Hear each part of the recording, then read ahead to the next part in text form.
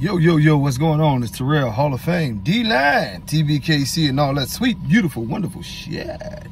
All right, I got a question, and the question is, I guess to make it more simple, and y'all excuse me if y'all hear the truck running in the background, but to make this question a lot more simple, it's basically, breeding what would be, I guess, a standard to a classic, what to expect, how to navigate through this, what's the process.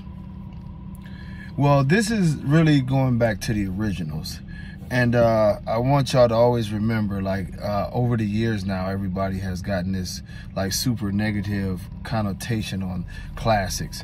We've even seen great dogs like King Kamali be referred to as a classic now, when he was, 90-pound dog, very, very shredded. And the thing of it is that, you always hear people, oh, you're going backwards. Those are the bulldog people for the most part. This is what you're doing.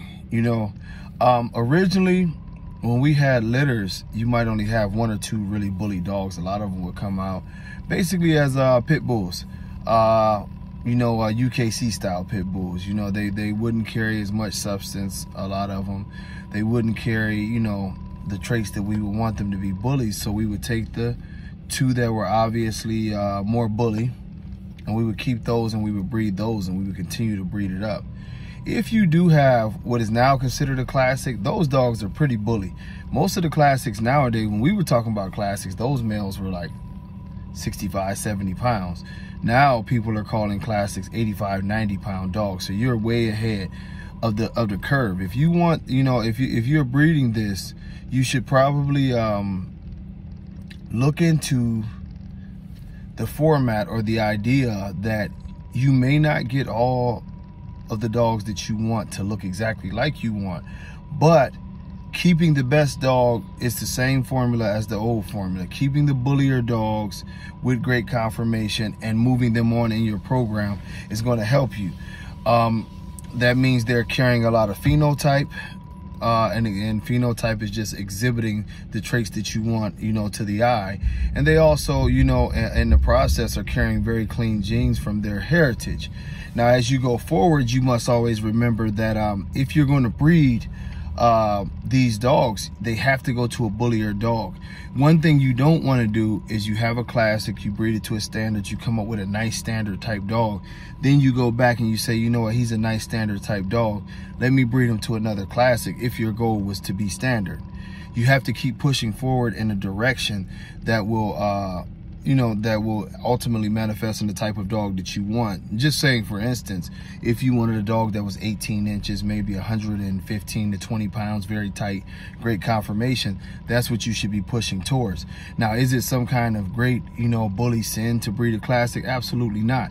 It's the same thing I said about the pit bull characteristics. Most of the classics have far better conformation, far better health, far better overall dog than a lot of the so-called, super bully or extreme dogs. So you're actually adding in a lot of very, very good traits for your health and longevity of your program. But the thing that you may lose a little bit of is the size. But from now, what is it?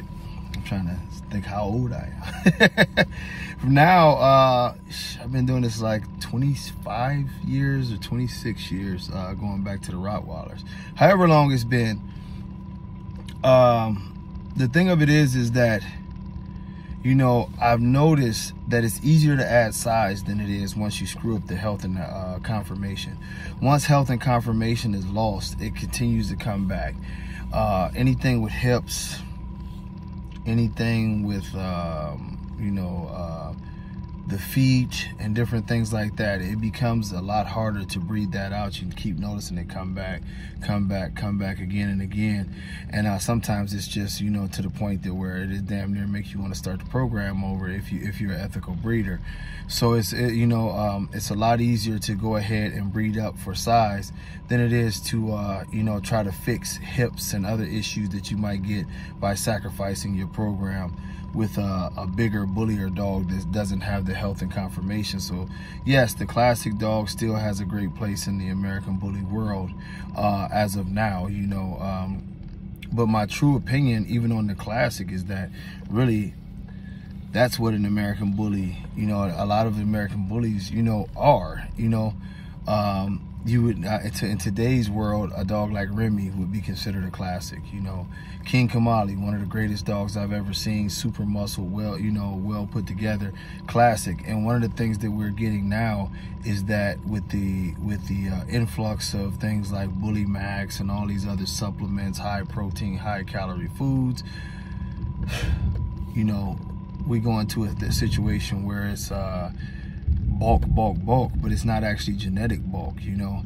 And some dogs do have the wide frame, and they're considered to be bullies because they have the wide frame for you to add size on. But is it quality size? A lot of these dogs are fat and out of shape, and you know, that's a whole different topic. But yes, if you're going to run your if you're going to run whatever you're running, if you're running pockets and you want it to get shorter, and you know you're aiming for a 15-inch dog, but you've got a little bit of standard or a little bit of classic blood in there, the pocket hasn't been totally refined to the point that it's always going to produce pockets either.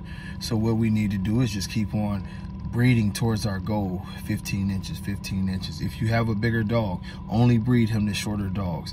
Don't expect you to breed him to a bigger dog, and because he's got pocket genes and they both got pocket genes, it might come down. Take the safer route and continuously breed him towards the shorter dogs, you know, and it'll work out a lot better because you're compounding his short genes that's in his pedigree, and you know, you're taking it to a dog that's already carrying those qualities in the phenotype, so it's a way higher percentage that dog would be short. And that's, you know, that's the same thing as we were talking about with the classic and the standard.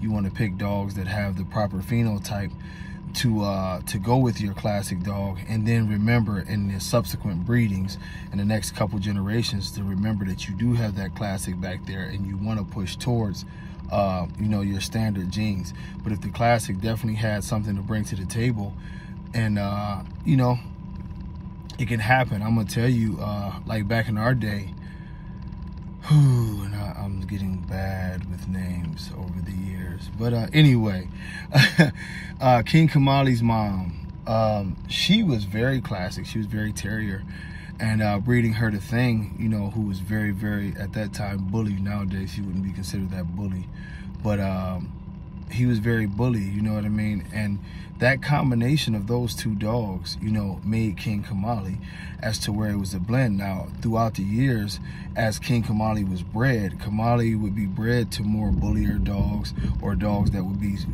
you know, quote unquote standards for their times. And he really produced, you know, an even bullier dog. Like if you look at Bullmaster was a bullier dog, not near the conformation of his dad, but he was a bullier dog. When Pratt's took Kamali to his nemesis daughter, Bullicious, you know, they made Sway. Sway was a very bully dog, a lot bullier than his dad Kamali, and that was a great example of how, you know, you push through. You might have a classic in the pedigree, but you continuously compound it, and you end up with still very good structure. But at the end of the day, you end up with a product that you'll be satisfied, and trust and believe that you know what I mean, the mom is in there and representing that structure to the fullest, you know. So it's tools. Those are the tools you want to use. Too many people talk about tools and they reference, you know, a screwed up dog that has a big neck, or a screwed up dog that has, you know what I'm saying, really big shoulders.